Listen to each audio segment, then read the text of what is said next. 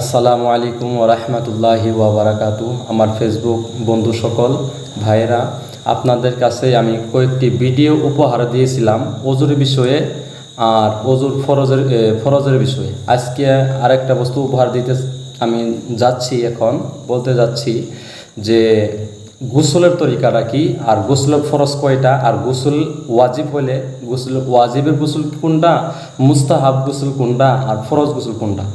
তে আমার ভাইরা, প্রথমে এটা শুনেন, ওয়াজিব আর ফরজ গোসলের নিয়ম হলো, আপনার প্রথমে গোসলের ফরজ হলো তিনটি ফরজ আপনার আদায় করতে হবে। আর তিনটির থেকে যদি দুইটা আদায় করেন গোসল হবে না, তিনটাই আপনার পুরাপুরি হিসেবে আদায় করতে হবে। তিনটের থেকে 1 নম্বর হলো আপনার গড়ে আপনার কুলি করতে হবে। তারপরে 2 নম্বর হলো আপনার নাকের ভিতরে পানি দিয়ে এই কাই আঙ্গুল দিয়ে আপনার সাফ করতে হবে 3 বার।